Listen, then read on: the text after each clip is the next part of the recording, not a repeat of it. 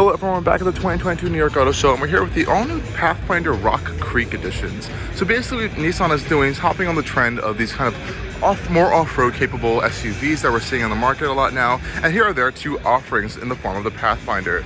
So this Rock Creek edition is basically a little bit of a soft off-road, if you want to think of it like that. So outside we have a little bit of new suspension to allow for some more off-road travel. We also have these new wheels with a little bit more all-terrain rubber on them. Some new Rock Creek badges going all around. A new kind of like roof rack right there. And of course in the back we have some more Rock Creek edition badges. And it is capable of towing around 6,000 pounds, which is really nice.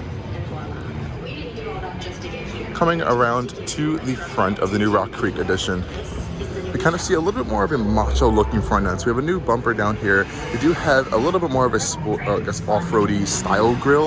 Looks a little bit more beefy, has these little new kind of silver inlaid bits right here, and a lot of black trim going around the vehicle. But there's a lot more changes on the interior, so let's go check that out. On the interior, kind of following the rest of these other kind of like off-roady trims in the market, we're seeing a lot of orange like stitching and everything. So here we have the Rock Creek badges in orange. We have a lot of stitching in orange. There's kind of like dual tone, like softer material in the center. There's kind of like a little bit more durable leather style material over there. Hopping inside, just go to that noise for a second. Everything's pretty much the same, which you're going to get with your regular Pathfinder. And here, nothing too crazy. Again, the Rock Creek badges on the seats and everything. We also have the Rock Creek badges, I guess orange stitching going on the dash. And that's pretty much it. Now in the center console of the Pathfinder, you do have your terrain response system. I believe this one's not on right now, so we can't really see all the screens. But yeah, so you would see snow, like on road, I guess different traction settings. I'm guessing there's a sport button, but I don't think you really need that. Tow haul mode, I guess an efficiency mode. Really nice button, and everything from Nissan recently has been really high quality as well, which I'm really happy to see, and I think it's good for them as a brand. I think this one on side over there has the interior on, so let's go check that out really quick. This is also a different color they're offering the Rock Creek edition in. I think this one looks really cool. This one also has the lights on up front, so you can get a better look at what that is. Again, all that black plastic cladding we're seeing on all the new vehicles as well. Yeah, so here's that interior over here where all the gauges are on, so you guys can get a better look at this. This badge almost looks illuminated, but it's not. It's just white. I think it actually looks really cool. Yeah, so nothing really too crazy in here.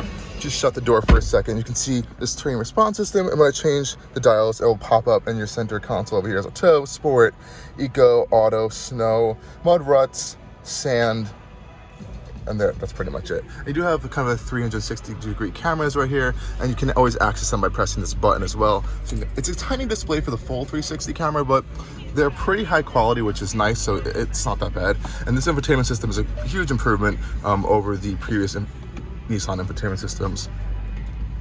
But the best one is another new Aria, which is hiding somewhere over there, which is really nice. You have paddle shifters, as this no longer has the CVT gearbox. We do have a 9-speed automatic transmission here paired to the naturally aspirated V6 under the hood, which is really nice.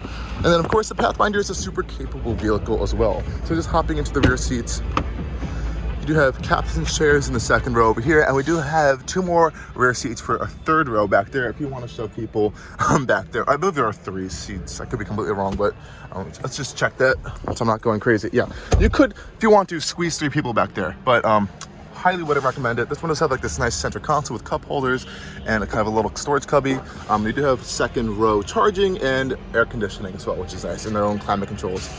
Again, these seats, like I said earlier, do get that same kind of nice material on them as the front seats as well. So these should be hitting showrooms not too long from now, as they're pretty much production ready.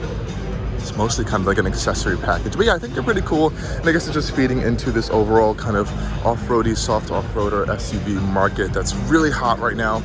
Will compete with things like the Subaru Wilderness models a little bit, the new kind of like X Pro or X Trail versions of the Kia models and all that stuff. So thank you guys for tuning in, and stay tuned for a lot more videos coming from Allcarnews.